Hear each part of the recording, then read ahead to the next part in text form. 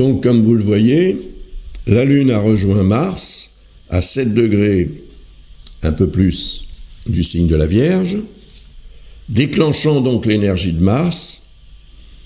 Elle déclenche du même coup les sextiles avec le Soleil et Jupiter, dont je vous ai parlé dans une précédente petite vidéo, et également le sextile avec la Lune noire et Vesta.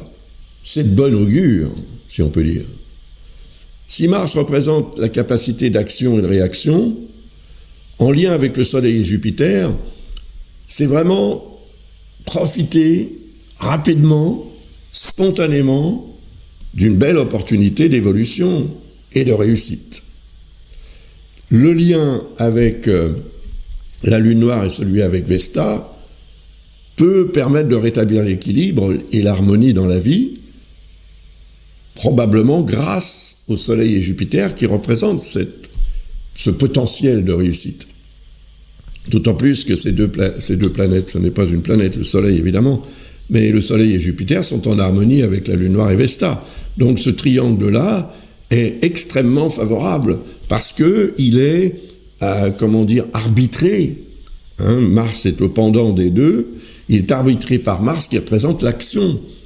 Donc agir de façon positive pour obtenir ce qu'on désire dans la vie. Voilà. Par contre, il y a cette dissonance avec Uranus. Bien que ce soit un faux aspect, c'est quand même un carré, une quadrature.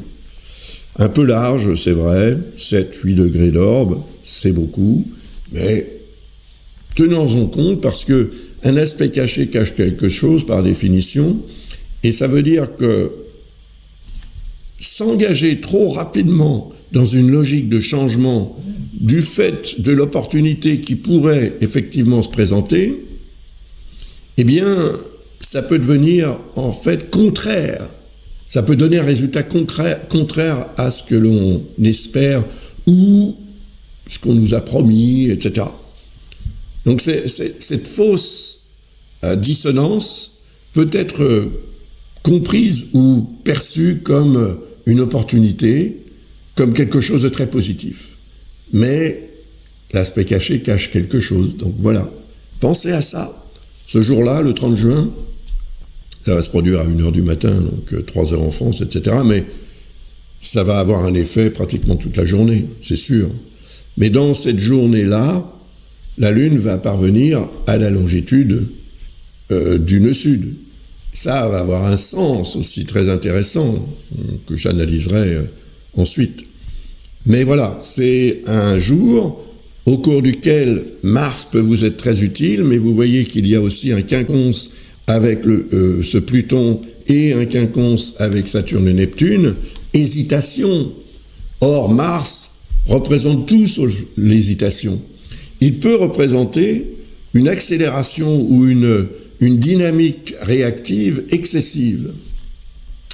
Et c'est peut-être à cause de ça, en fait, que l'opportunité représentée par le Soleil et Jupiter elle ne sera pas exploitée comme elle le devrait.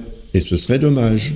Donc focalisez sur le potentiel que vous aurez vraiment ce jour-là d'obtenir satisfaction grâce à ce que vous allez décider, grâce à la façon dont vous allez vous imposer tout simplement à la vie, aux autres, enfin, en fonction de la situation dans laquelle vous serez bien sûr. Voilà, donc il y a quelque chose de très positif qui est là, à portée de main si je puis dire, mais par ailleurs, attention à la façon dont vous allez tendre le bras pour atteindre cette opportunité, cet objet, ou quoi que ce soit d'autre, parce que vous pourriez le faire trop rapidement et ainsi, non pas l'attraper, cette opportunité ou cet objet, mais le faire tomber. Et il se casse. Vous voyez, c'est un peu ça. C'est une image, bien évidemment, mais essayez de l'intégrer quand même dans ce que vous allez vivre ce jour-là, le 30 juin. Alors ensuite, eh bien, je vais analyser pour vous l'arrivée de la Lune à la longitude du nœud sud. Voilà. Donc, à très bientôt dans une prochaine petite vidéo.